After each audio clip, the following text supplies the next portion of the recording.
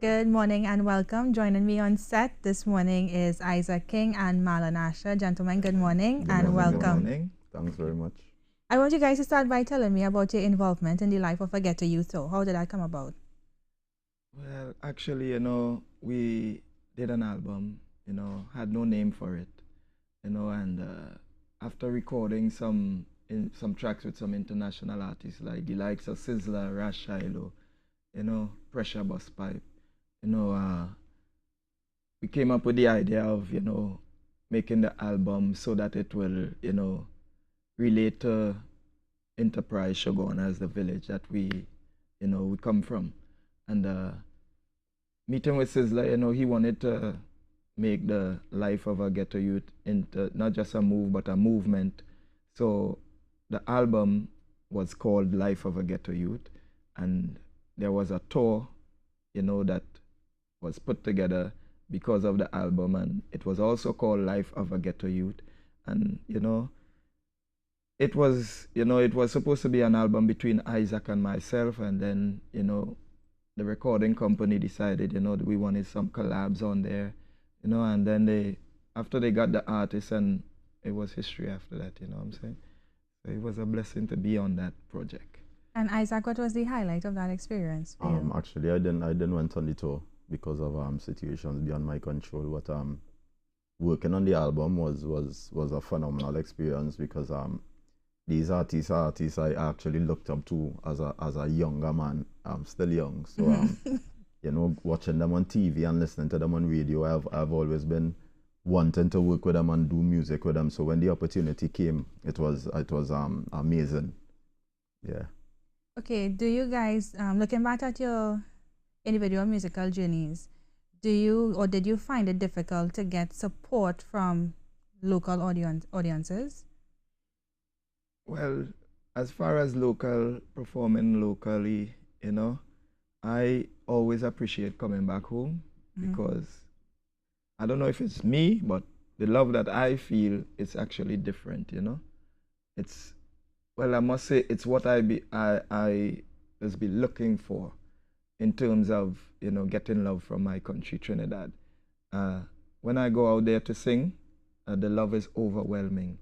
So, of course, I would want my own people in my country to appreciate me that way. So when I come home and feel that love, I just be, glad, full of joy, contented sometimes. But it's a pleasure, to come back home and perform, and, the response that they get from back home. And Izac, what about you? Are you satisfied with the support that you would have gotten? Yeah, man, of course, because ever since I've been singing, which has been forever, like there are certain supporters who grew up with me, I should say. Okay. So and within growing up, they get older, I get older, so the support became stronger, I should say. And then within networking and promotion and all that, Trinidad is a lovely place, man, and they support me a lot, and I love that.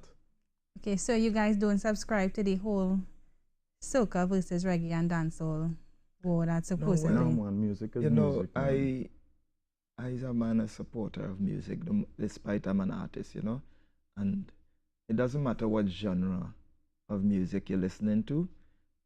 Music has something for everybody, and wherever you find that comfort in music, it's appropriate for you. That, well, then is that the genre you're gonna lean towards. So it doesn't matter if it's soca or once the message and the music, can uplift and bring joy to people. Well, that's the main aspect of music.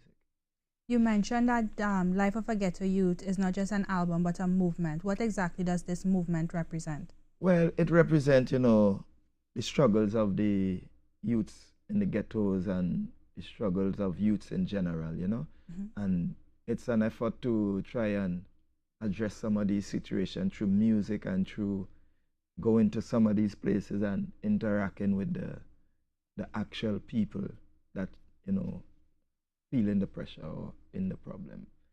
Okay, taking that into consideration, in recent times we have seen an increase in not just crime but crime against women and children. Why do you think that is? What do you think has contributed to the disconnect between men and women that Well, results in this kind of violence? Personally, for me, I just travel a lot, and I must say that sometimes, people tend to lose respect for each other, and that it's all about principle. Because, if you respect the person, that is around you or even with you, you know, you could always, relate or even reason about things. But without that level of respect, people tend to lean on their own understanding, do what they want, or even, react differently than other people would. So I think personally, the relationship is just lacking, respect and principle. But why do you think we've lost our respect? Honestly, I believe honestly, women have to respect themselves also firstly before anybody respect them, and men also have to know that we came from woman. Mm-hmm. You understand, and it's about love too. And if you love your mom, you're supposed to love women on the whole, and children are our future. So even understanding that, you have to come to understanding that if the children are the future and the women who made them, it's like why else? You shouldn't have a choice but to love them. You understand? So I think that is the reason too they losing that love. Yeah, man. Okay. You mentioned that women should respect themselves. Some might argue that you're almost treading the line of victim shaming. True. But what I'm saying is that is not that I'm not trying to make a bad statement in any way. It's just that we have to understand at the same time, as much, for example, as a woman would dress code. Now, nothing is wrong with being comfortable, but at the same time, you have to consider the fact that there are men out there who don't think normal, as we should say. So basically, you should just kind of try to not encourage them or give them that put them in that position. You're not putting them in that position, but it have some men out here who not normal and they thinking might be straight. It all comes down to the respect. Yeah, because so it have disrespectful men out exactly, here. Yeah, exactly. You see what I'm saying? Likewise, disrespectful ladies, but it all comes down to the level of respect that we show each other. Yeah, man. And as a man, when a man feel like he is disrespected, his home, his house tends to lack things. Because, he's feeling he's disrespected, so his home, he isn't 100 home because he's feeling disrespected home. And that's the reason why I say, it's respect that is really causing the problem, because women not respecting men not respecting women, children not respecting parents, and it keeps going on and on. Okay. So you're saying that lack of respect for self and lack of respect for others results in a lot of the breakdown. A lot of times. In society. Principle. Okay. Rape culture, do you all think it exists here? Rape culture, what? That's a serious question, because, a lot of people think that when life going on every day, nothing wrong with them. But there are people that experiencing this, and even though other people might not know about it, it is happening. There's young ladies, it's happening to, because rape can come in many different forms, It's something that really has to be addressed in this country, and we can't just think that it's happening over there and it's not happening here because we can't see it happening. Because there are complaints, I'm sure, in the station of rape and, molesting. And so, again, I must say, rape culture exists, but, on the low, if I could say that. Okay, but how do we go about addressing it though? A lot of, it's often said that men in Trinidad and Tobago seem to have a sense of entitlement with regards to, okay, heckling is something that is almost normal here. So catcalling, when I walk down the road, a man would say what he feels or what he thinks when he sees her. That was my first point. Men don't respect themselves, so hence the reason why they don't respect women. If you respect someone, you would not say something that will make them feel out of place. You know what I'm saying? So it's a level of respect. You see what I'm saying? Women want to be comfortable, wear what they want, but men could respect that. You see what I'm saying? it's not that because a woman has on something that you have to disrespect her. You could still, in your mind, you can say, hi, hello, how you doing? And still get a response. You don't have to be disrespectful to get a response from someone. So True. it's all boils down to respect again. But why do you think, though, we have allowed things to progress so far that catcalling and in varying degrees is so normally it's almost accepted? I've had interviews with people, both male and female, and some men are arguing that catcalling is normal, it's part of our culture, and women should learn to accept it, basically. Yeah, but people shouldn't learn to accept anything. Yeah, Once true. it's uncomfortable for you, you're not supposed to accept it. You see what I'm saying? And as far as that go, why? Men have to understand that women, is part of us and we are part of them. So if you're disrespecting them, hence the reason you're disrespecting yourself. So there will be no solution. You see what I'm saying? Okay. Do you gentlemen believe that the ever-changing role of women in the home has contributed to these breakdowns in society, though? Well, a lot of people in, let me say, the world, it's hard to really take care of a family, on your own as a man. So that's why, we even had that role change. You see what I'm saying? That women even had to step out the box and try and help out the household. But in this time, I don't think it's even possible for a man alone to take care of his household. That that has to be a joint effort between him and his spouse. You see what I'm saying? And if a man feels like he is not even getting that support, it leads to different things, even a breakdown in the family home, and it leads to a lot of things. So I think it's necessary for women to help men in this time. All right. Izac, that's something that you agree with? Yes, and I agree because and also to a lot of times that women are forced with that because we have irresponsible men. You understand? So there are men who will breed a woman, they'll get her pregnant, and after a while they see a little struggle and they bust out. So a woman now feels like she becomes a man because then she has to be mommy and daddy. So I agree with what he's saying to a level, and it goes both ways. So yeah, definitely. Yeah. Okay, to bring it back to the music a little bit, Izac, I want you to tell me what has been the highlight of your career to date. Today the highlight of my career will be recording this album, The Life of a Ghetto Youth, because I was given the opportunity, as I said before, to work with some amazing artists. Even recording in the studio with Marlon and the likes of Pressure and Sizzla Kalonji and Rash Shiloh and these guys. It was I think this has been the highlight because the album is getting a lot of love internationally. So yeah, this album, Life of a Ghetto Youth. And for you, Marlon, what has been the highlight of your career? Well, the highlight of my career must be,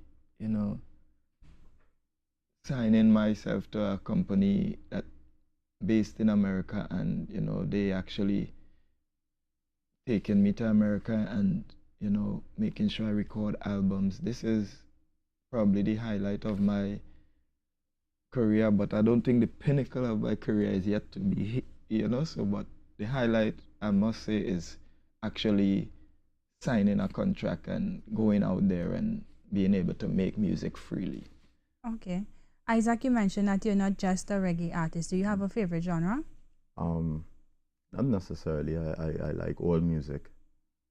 So, what I would say is that actually calypso is a type of music that I always have drawn to because of the social commentary and everything about it. I like calypso. Yeah. Okay, and where do you all draw inspiration from when it comes to songwriting?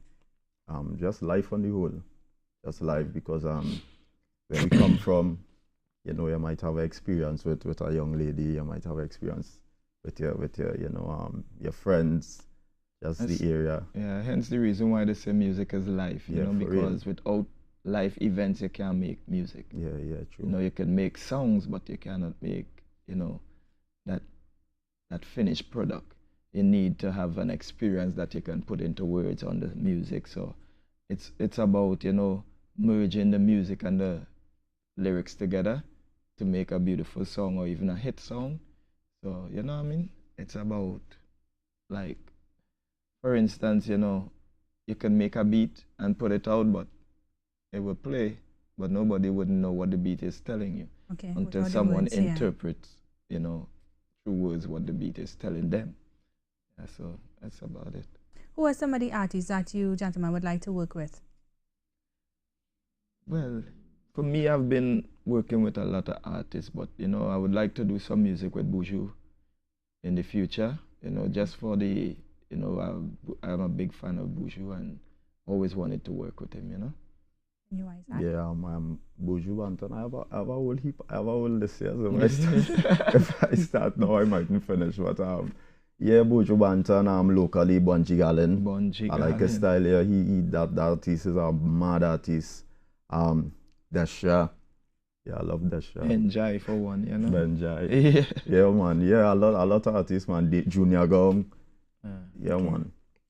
Okay, and what do you guys think is needed to push our local music industry even further forward? Well, Go ahead. wait, you do. I think unity. I think we have to get back That's right. that love and stop thinking that this music thing is a competition and we have to compete with somebody or we have to block somebody from getting an opportunity for us to make it. At the end of the day, we are all individuals and that is the uniqueness of the music. I can never be Marlon Asha can never be me. So once we have that love and that unity, we could always, you know, it makes it much easier because unity is strength. And once you have strength, you know, you could always persevere and push on through. So I believe unity is what we need for the music to really reach out there properly. Also, too, we need a proper industry to deal specifically with the local music. Someone who will market the music, get the artists out there. You know what I'm saying? Record the artists. We need a factory, if I might say, a music factory where it's one aim and not, you know, I'm putting out soca, I'm putting out reggae, I'm putting out this, I'm putting out hip hop, I'm putting out that. We need an industry right here in Trinidad that will produce music for the world. And you know what I'm saying? Like a place where every artist in Trinidad will feel comfortable going to record music and knowing that the music will be, you know, marketed and put out there. Is this something that you could see yourself doing in the This future? is something that I see myself doing in the future. This is something that I want to do. You know, this is a heartfelt meditation of mine. I've been thinking about it for a while and, you know, it's just the grace of God to put it into motion, you know? Okay, so we're seeing that one of your fellow artists, Million Voice, he's not well. Then we had the recent passing of Devon Matthews. Has this brought things into perspective as artists for you at all? Encourage you to do checkups, not take your health for granted? Of course. We have to understand that our health is very important, and sometimes situations may be beyond our control. But we have to make sure and check ourselves and make sure everything is good at all times. Because I mean, if you're performing, you're doing performances, you want to be able to stay fit. You want to be able to make sure everything is sugar level, everything good now. So yeah, and it was really sad. I mean, when I heard the news of Million Voice, it actually hurt me a lot because I have had family members who actually died from cancer and stuff like that. So I actually reached out to him and also Devon Matthews. That one that kind of put me back a kind of way because he is such a loving soul. He's such a good soul that like to lose somebody like that. And as I was explaining to somebody the other day, even if you don't know him personally, it's like you built a relationship with him because every day you're on your radio, you're hearing him on this radio, so it's like you know him personally at the end of the day. Every day. Every day, you know, no killjoy, man. Yeah, no killjoy. Well, my prayers always remain with Million Voice because I consider Million as one of my brothers, you know, and As far as, his illness, I personally, if I did know earlier about that, I would have take some steps to, get Million a little better. Yeah, man. Because I'm in California on the medical scene, the medical marijuana scene, and, I've seen people that had cancer and now they're, cancer free. So I personally see the effects of, cancer and what it can do. And Million is a good soul.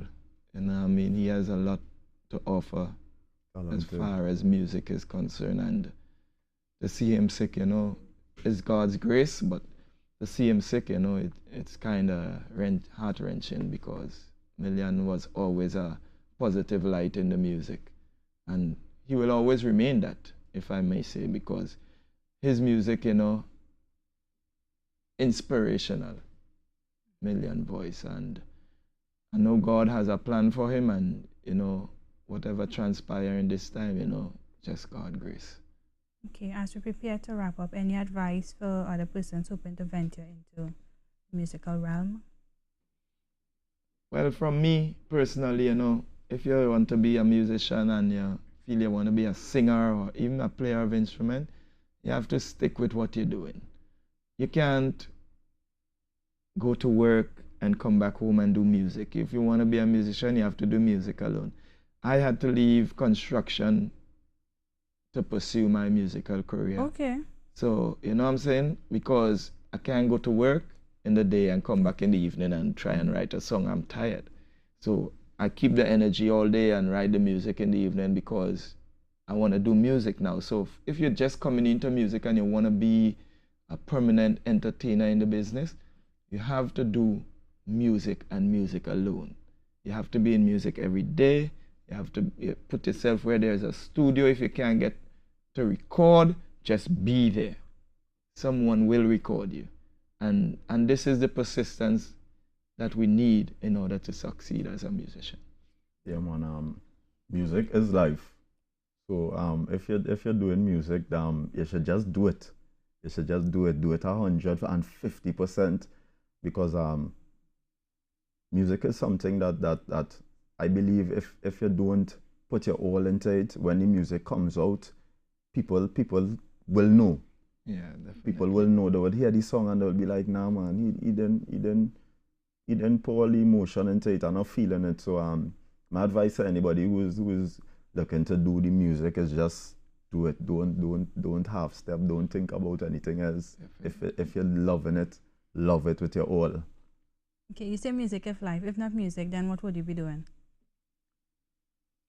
That Sorry, is boy, a very hard question. Boy, if it wasn't for music, I think I would have just be trying to survive. Yeah, because yeah, the Gideon yeah. rough. Of course. I thank God for music. Music do so much for me I can't even explain to you. You know what I'm saying? I thank God for being able to travel, being able to have a voice that is being heard, you know what I'm saying? True. So I can't even tell you what would be without music right now, because in construction I was just a mason, not a boss. Okay. You see what I'm saying? Yeah, true. And even before recording, you would listen to songs. Like even if I wasn't an artist, I would have still had been listening to music, and music would have still been influential in my life. You understand? So without music, I don't know what would have been going on. Okay. Yeah. What's next, though? What's next for Izac King? What's next for Marlon Asher? Well, what's next for me is that we are supposed to be. I don't think the promotion of the tour and No, everything it hasn't begun yet. It hasn't begun yet. The US tour was just a tip of the iceberg. So soon we'll be in the Caribbean. Awesome. Soon we have more albums to do. We have more songs to do. Have more videos to release. I mean, we have a lot in store. So just look out. Yeah, because this album production was a lot of work, It's a lot of videos, there's a documentary for the album too, because, talking about the life of the ghetto youth, Mm-hmm. And this album, I'm trying to encourage a lot of people to go get this album, iTunes, wherever you, comfortable downloading music, go and get this album. It's called Life of a Ghetto Youth. This album has something for everybody who needs to hear it. What can I say about this album? It has a lot to offer as far as messages and, you know, and strength to the youth. So it's a must. People have to get this album. And right now I'm trying to get it on the, you know, I'm 11 on the Billboard right now. So I'm trying to climb up that Billboard, you know what I'm saying? All right. Well, gentlemen, thanks so much for coming in and speaking with me. Thanks for sharing bits of your journey, bits of your story, and Godspeed in all your future endeavors. Thank you very much, and may the Almighty be with you ever. Thank you. Bless you.